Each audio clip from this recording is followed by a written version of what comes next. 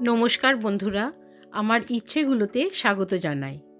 আজ আমি রবীন্দ্রনাথ ঠাকুরের ছোট গল্প ছুটির শেষ পর্ব পাঠ করব। একদিন অনেক প্রতিজ্ঞা করিয়া অনেক সাহসে মামাকে জিজ্ঞাসা করিয়াছিল, মামা, মার কাছে কবে যাব? মামা বলিয়াছিলেন, স্কুলের ছুটি হোক। কার্তিক মাসে পূজার ছুটি, সে এখনো ঢের দেরি। একদিন ফটিক তাহার স্কুলের বই হারাইয়া ফেলিল। একে তো সহজেই পড়া তৈরি হয় না, তাহার পর বই হারাইয়া একেবারে নাচার হইয়া পড়িল। মাস্টার প্রতিদিন তাহাকে অত্যন্ত মারধর অপমান করিতে আরম্ভ করিলেন। স্কুলে এমন অবস্থা হইল যে তাহার মামাতো ভাইরা তাহার সহিত সম্বন্ধ স্বীকার করিতে লজ্জাবোধ করিত। ইহার কোনো অপমানে তাহারা অন্যান্য বালকের চেয়েও যেন বলপূর্বক বেশি করিয়া আমোদ প্রকাশ করিত। অসহ্য বোধ হওয়াতে একদিন ফটিক তাহার মামির কাছে নিতান্ত অপরাধীর মতো গিয়া কহিল, বই হারিয়ে ফেলেছি। মামি অধরের দুই প্রান্তে বিরক্তির রেখা অঙ্কিত করিয়া বলিলেন, বেশ করেছ, আমি তোমাকে মাসের মধ্যে 5 বার করে বই কিনে দিতে পারি নে। ফটিক আর কিছু না বলিয়া চলিয়া আসিল। সে যে পরের পয়সা নষ্ট করিতেছে এই মনে করিয়া তাহার মায়ের উপর অত্যন্ত অভিমান উপস্থিত হইল। নিজের হীনতা এবং দৈন্য তাহাকে মাটির সহিত মিশাইয়া ফেলিল। স্কুল হইতে ফিরিয়া সেই রাত্রে তাহার মাথা ব্যথা করিতে লাগিল এবং গা শিরশির করিয়া আসিল। বুঝিতে পারিল তাহার জ্বর আসিতেছে। বুঝিতে পারিল ব্যামো বাঁধাইলে তার মামির প্রতি অত্যন্ত অনর্থক উপদ্রব করা হইবে। মামি এই ব্যামোটাকে যে কিরূপ একটা অকারণ অনাবশ্যক জ্বালাতনের স্বরূপ দেখিবে তাহা সে স্পষ্ট উপলব্ধি করিতে পারিল। রোগের সময় এই অকর্মণ্য অদ্ভুত নির্বোধ বালক পৃথিবীতে নিজের মা ছাড়া আর কাহারও কাছে সেবা পাইতে পারে এমন প্রত্যাশা করিতে তাহার লজ্জাবোধ হইতে লাগিল। পরদিন প্রাতঃকালে ফটিককে আর দেখা গেল না। চতুর্দিকে প্রতিবেশীদের ঘরে খোঁজ করিয়া তাহার কোনো সন্ধান পাওয়া গেল না।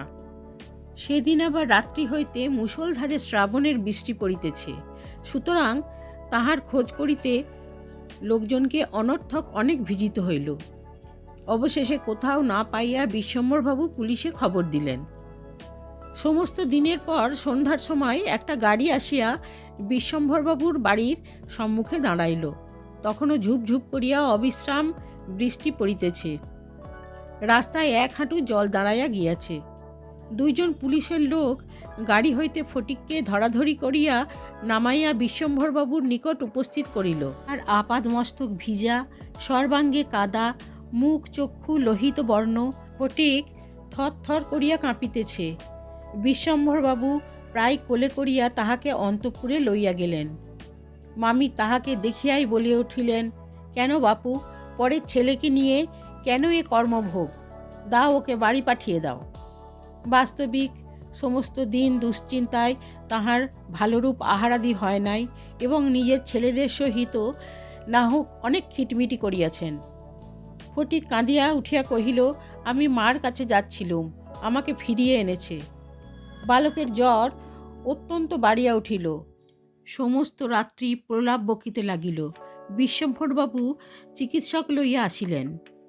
ফটিক তাহার রক্তবর্ণ চক্ষু একবার উন্মিলিত করিয়া কড়িকাঠের দিকে হতবুদ্ধিভাবে তাকাইয়া কহিল, মামা, আমার ছুটি হয়েছে কি?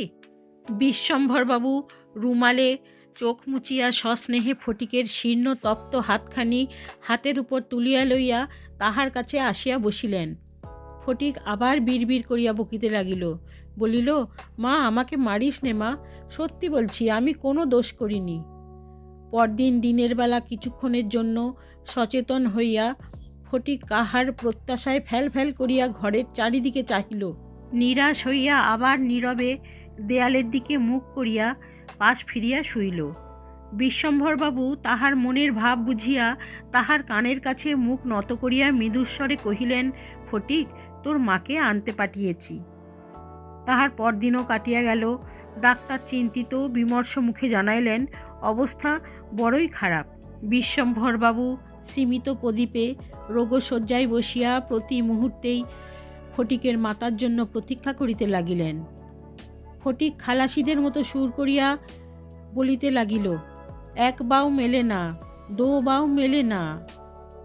কলিকাতায় আসিবার সময় কতকটা রাস্তার স্টিমারে আসিতে হইয়াছিল। খালাসিরা কাছি ফেলিয়া সুর করিয়া জল মাপিত। ফটিক প্রলাপে তাহাদেরই অনুকরণে করুণ স্বরে জল মাপিতেছে এবং যে অকুল সমুদ্রে যাত্রা করিতেছে, বালক রাশি ফেলিয়া কোথাও তাহার তল পাইতেছে না।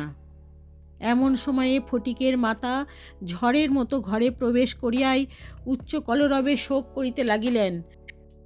বিশ্বম্ভর বহু কষ্টে তাহার শোকোচ্ছ্বাস নিবৃত্ত করিলে তিনি শয্যার উপর আছাড় খাইয়া পড়িয়া উচ্চৈস্বরে ডাকিলেন, ফটিক, সোনা, মানিক আমার। ফটিক যেন অতি সহজেই তাহার উত্তর দিয়া কহিল, অ্যাঁ? মা আবার ডাকিলেন, ওরে ফটিক, বাপ ধন রে। ফটিক আস্তে আস্তে পাশ ফিরিয়া কাহাকে লক্ষ্য না করিয়া মৃদুস্বরে কহিল, মা, এখন আমার ছুটি হয়েছে মা, এখন আমি বাড়ি যাচ্ছি।